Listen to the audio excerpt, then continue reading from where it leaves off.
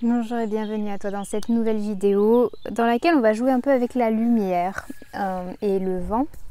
Mais on est en extérieur, c'est quand même beaucoup plus sympa.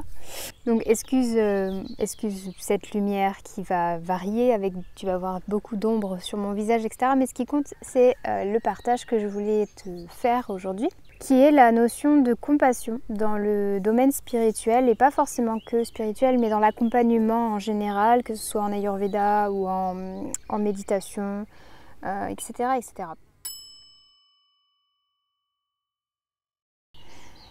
Je te fais cette vidéo parce que j'en ai parlé ce week-end pendant l'atelier Créer ton Dharma. Et c'est aussi un point que j'ai abordé avec des futurs thérapeutes que j'accompagne, donc des thérapeutes en Ayurveda que j'ai en mentorat et qui m'ont demandé des conseils sur l'accompagnement émotionnel. Et c'était un des points de mes conseils.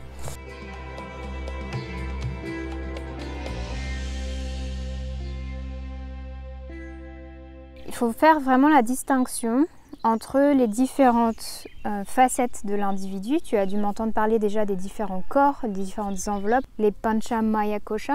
Ces différentes couches, elles sont importantes à prendre en compte parce que quand on a un intérêt pour tout ce qui est spiritualité, pour les grandes vérités universelles, on peut en oublier les autres couches. Qu'est-ce que je veux dire par là ? Ce que je veux dire par là, c'est que quand on a une personne face à soi qui souffre, que ce soit sur le plan physique, sur le plan émotionnel, sur le plan mental ou énergétique, si on essaye de l'approcher en ne se concentrant que sur l'aspect spirituel de son problème ou de ce qu'elle traverse, on va manquer énormément de choses. J'aime bien cette citation d'un de mes professeurs en sciences hermétiques qui me disait que les conseils c'est bien, mais c'est comme un soleil d'hiver, ça éclaire mais ça ne réchauffe pas. Et quand on cherche à traiter l'individu, et particulièrement l'individu sur le plan émotionnel, éclairer, ça ne suffit pas. Le corps émotionnel a besoin d'être réchauffé, entre guillemets. C'est juste une analogie, mais c'est pour montrer qu'on ne peut pas aborder la personne sur un plan émotionnel sans aller la toucher au niveau émotionnel. Donc ce genre de conseil spirituel qui éclaire mais qui ne réchauffe pas, ça va être par exemple...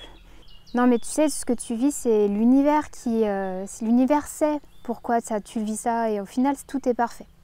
Ce tout est parfait, il est vrai sur un plan spirituel et il est vrai, enfin je remets pas ça en cause, c'est pas un problème.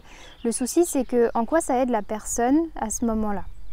Alors il est possible que parfois être inspiré par ce genre d'enseignement va l'aider et je suis totalement pour et je le partage moi aussi comment on va dire, des grands conseils, des grandes vérités, que ce soit sous forme de citations ou même de vidéos sur Instagram ou même sur YouTube.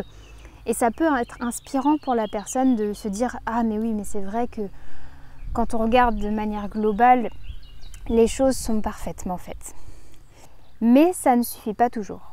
Il y a beaucoup de personnes qui souffrent beaucoup de ce genre de conseils entre guillemets puisqu'elles se disent que déjà elles savent que tout est parfait, elles savent qu'elles attirent ce qu'elles sont et donc il y a ce côté un peu culpabilisant de « ouais mais je souffre quand même en fait ». Ouais mais en fait je me sens très perdue et je me sens très chaotique. Et c'est un peu, pour reprendre une analogie on va dire, je t'en donnerai plusieurs dans cette vidéo, mais pour une première, tu imagines un orage. Quand tu es dans l'orage, dans la tempête, on va dire, tu n'as pas envie de te connecter à, entre guillemets, cette vérité universelle qui est que l'orage va venir te nettoyer et qu'à la fin, il ne restera plus qu'harmonie et paix et que ce que tu vis est parfait. Non, tu vas essayer de te protéger, de te mettre à l'abri, d'éviter de te faire mal ou que quelque chose te fasse mal. Et en gros, tu ne vas pas te dire « non mais tout est parfait, tout va bien ». Et c'est la même chose que tu sois thérapeute ou pas dans tes relations. Il y a un moment où il va falloir, entre guillemets, je dis ça, je m'inclus dedans, qu'on considère que on est à l'heure actuelle dans notre société, pas partout, pas tout le monde, mais on est vraiment en retard dans l'accompagnement spirituel, mais plus dans l'état de l'esprit de la personne dans sa globalité, et notamment dans ses émotions et dans ses pensées. On est en retard dans le sens où on ne voit pas à quel point ça peut être malveillant inconsciemment de dire à une personne « Non mais tu sais, tout est parfait, tu dois te concentrer sur tes points de gratitude et faire une pratique de gratitude. Et au final, l'univers a toujours raison. Pour moi, c'est exactement comme quelqu'un qui serait tombé dans un trou et que la personne lui dise depuis le haut du trou « Non mais tu sais, tout est parfait. Et ce trou, il était là pour t'apprendre quelque chose. » Et au fond, si tu le veux vraiment, t'as qu'à sortir du trou. Au final, si tu veux, tu peux. Après tout, tu peux manifester ce que tu désires dans ta vie. Et donc il va l'encourager, il dit vas-y, sors du trou, quoi. Tu peux le faire, quoi. T'as tout ce qu'il faut. Attends, je te jette des outils. Tiens, il y a ça. Tu peux essayer de grimper par là, regarde là-bas, là. Et ça, si tu vis ça, bien sûr, ou si tu accompagnes les gens comme ça, ou que tu t'observes dans tes relations comme ça ne fait pas de toi quelqu'un qui va être dans la compassion envers cette personne, qui va chercher à l'aider. Un guide en montagne, il n'est pas à 30 mètres devant le groupe à dire « c'est par là, suivez-moi, allez-y, ça va aller, vous inquiétez pas, rejoignez-moi ». Le guide, il est avec le groupe, voire il est derrière le groupe pour s'assurer que tout le monde va bien. S'il y a une personne qui n'arrive pas à traverser, il ne lui dit pas « tu peux le faire ». En tout cas, bon, s'il y a certains guides qui doivent le faire, qui doivent être un peu... S'il pense qu'il peut le faire, en effet. Mais s'il voit que la personne a un besoin d'être accompagnée, il va la prendre par la main et il va faire avec elle, entre guillemets. Donc, plutôt que de conseiller depuis le haut du trou « non mais tu sais, t'es déprimé, mais au fond, si tu te concentres sur the great picture », la grande image de ta vie, cette épreuve, tu vas la considérer comme un cadeau de la vie. Alors c'est fort probable qu'après un certain nombre d'années, même juste de mois, la personne regarde cette épreuve qu'elle a vécue et se dise « mais en fait c'était un cadeau cette épreuve ». Mais ton rôle, si tu es avec cette personne et que tu cherches à l'aider, c'est pas de la faire ignorer qu'elle vit quelque chose de difficile. C'est pas de la faire oublier qu'elle vit quelque chose de difficile, ce truc de « je vais bien, tout va bien », alors que non, la personne elle souffre.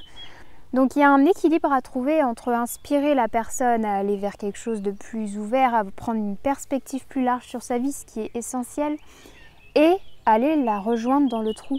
Si tu as vraiment le courage, entre guillemets, de vouloir aider la personne de manière authentique, tu ne vas pas chercher à la conseiller depuis le haut du trou.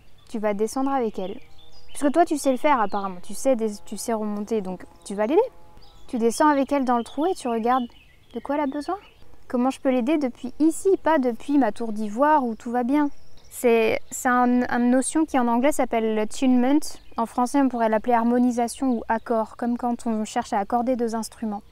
On ne peut pas jouer de la musique harmonieuse sans accorder deux instruments. Et au niveau émotionnel, c'est exactement la même chose. Ce qui ne veut pas dire que tu peux accompagner une personne déprimée en étant déprimé toi-même. C'est différent. Mais dans tous les cas, tu ne pourras jamais comprendre cette personne depuis un espace de « je vais bien, tout va bien ». Parce que cette personne-là, c'est pas du tout sa réalité. C'est pas du tout ce qu'elle est en train de vivre. Pour reprendre l'image du lotus et de l'esprit en Ayurveda, les 3 qualités de l'esprit, ou ces 3 états, tu ne peux pas aider une personne qui est dans un état tamasique depuis un état sattvique à l'encourager à te rejoindre dans cet état sattvique. Tu dois la rejoindre entre guillemets dans tamas ou la comprendre dans son tamas, transformer ce tamas grâce à rajas. Et ensuite, cette personne, naturellement, elle ira dans un état sattvique. Elle va même pas le chercher, en fait. Donc, je voulais pas être trop longue dans cette vidéo, mais c'est un point qui est important pour moi, surtout si tu es thérapeute ou accompagnant. Mais c'est le cas pour n'importe qui, puisqu'on est tous dans des relations, on interagit tous avec d'autres personnes. Et si tu veux vraiment aider quelqu'un, parce que c'est une question qui m'avait été posée lors d'un live, comment aider nos proches avec ce qu'ils vivent et leurs émotions? Ça, l'attunement, l'accord. Comment je peux, avant même de conseiller la personne ou de lui sortir des vérités universelles sur la vie, sur la loi d'attraction, sur « t'inquiète pas, au fond, cette épreuve, c'est un apprentissage et tu vas en sortir plus grand ». Comment je peux commencer par m'accorder avec ce dont cette personne a besoin dans l'instant? Et peut-être qu'elle aura besoin de rien d'autre.